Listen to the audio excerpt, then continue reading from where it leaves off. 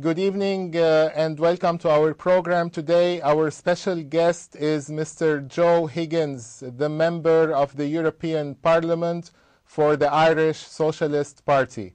Welcome, Mr. Higgins. Let me start by asking you, you are known to be a fighter for workers and unemployed. How do you see the rise in unemployment rates in Europe today? Well, it is catastrophic. In Ireland, there are now 460,000 people unemployed as a result of the financial and economic crash. And of course, right throughout Europe, we have a similar problem. Particularly hard hit, of course, are the countries in the south of Europe, from Greece through to Spain and Portugal. And what we are faced with now is, on the basis of the crisis of international capitalism, is the waste of a whole generation of youth, a very significant portion of whom are now without meaningful jobs. I think that's a very serious situation, but it's one that calls for a fight back by the labour and trade union movement and by the left on a Europe-wide basis. You participated last month in a mass meeting in Greece. What is your opinion on the debt crisis in Greece?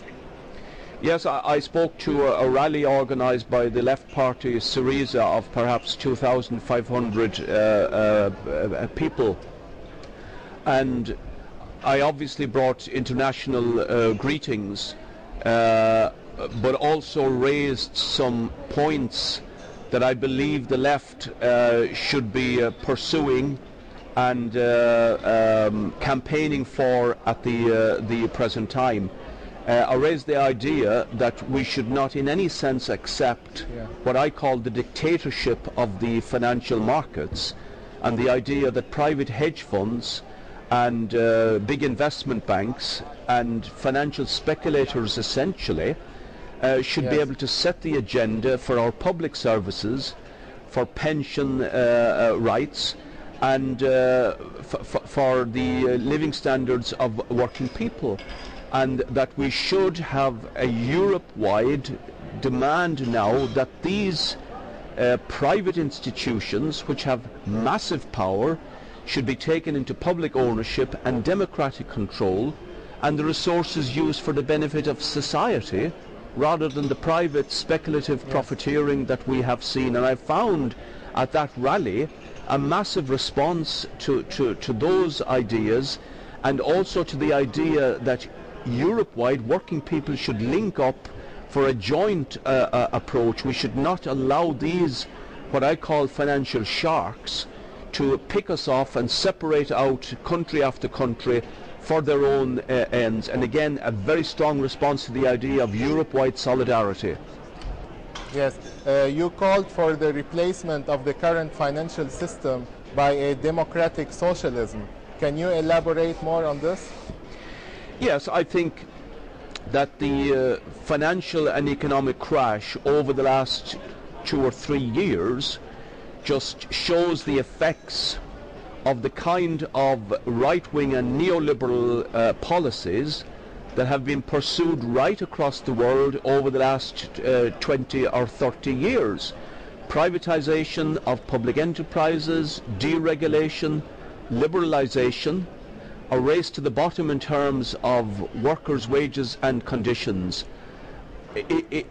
Those policies have given rise to a disaster in the worldwide economic situation.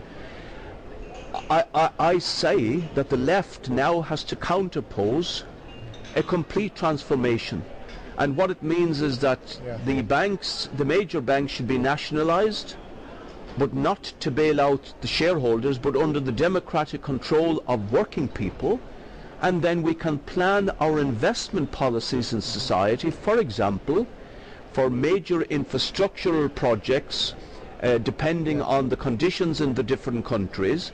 And Europe-wide, with such planning and these resources now under democratic control, I believe that millions of unemployed people and young people could be put to work.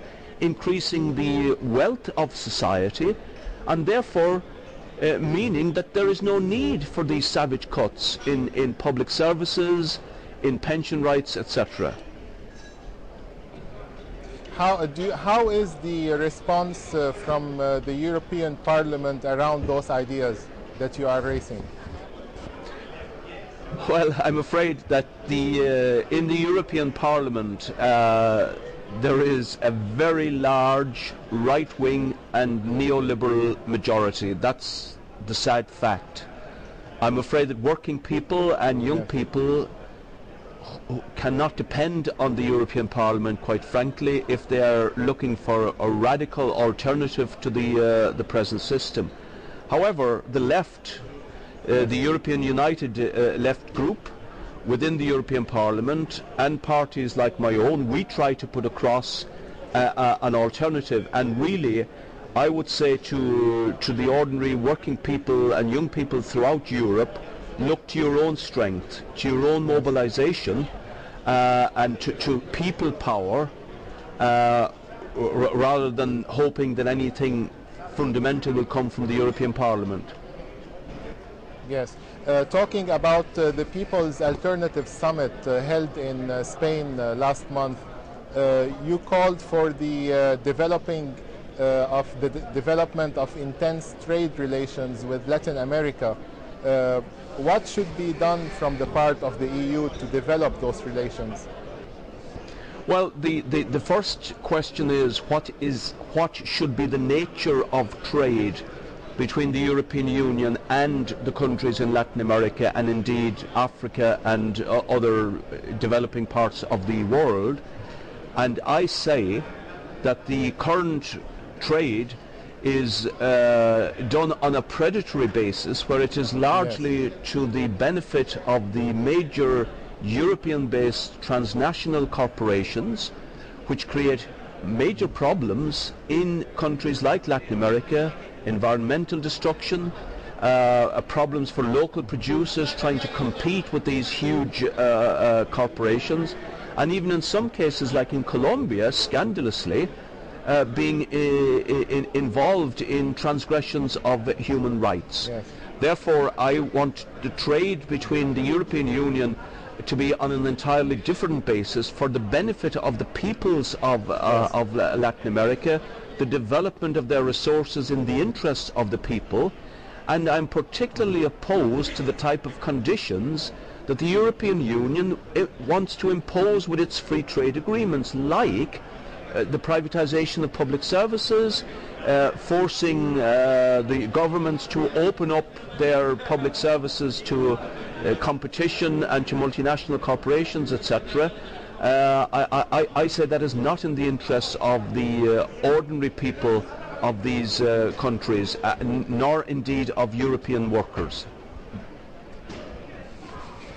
Okay, I would like to ask you about your opinion on the tragic event of the Freedom Flotilla on its way to Gaza as a humanitarian aid ships.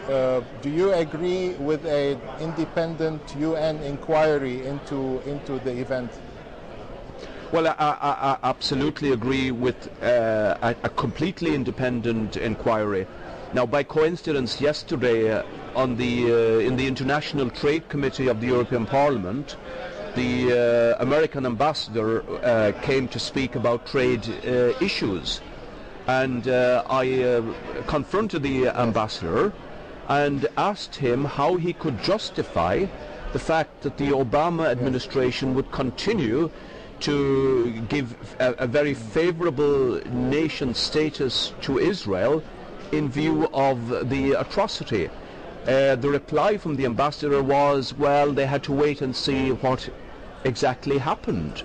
Yes. I said it's very clear what happens, yes, or what happened. This is an act of piracy in international waters. Why does one have to wait to know that that is quite clear, when on the face of it that is the truth? So I do believe that we need obviously to know the truth about what happens, and I believe that outrageous imprisonment of an entire nation in Gaza really has to be brought to a head immediately. And I have worked with Palestinians, but also with socialists and left-wing people in Israel, which Jewish people, who are absolutely opposed to the policies of their government and who believe, like me, that Jewish and Arab workers and young people coming together is really critical to transform this disastrous situation. Absolutely, absolutely. Mr. Higgins, it was a great pleasure talking to you. Thank you very much for your time. Thank you.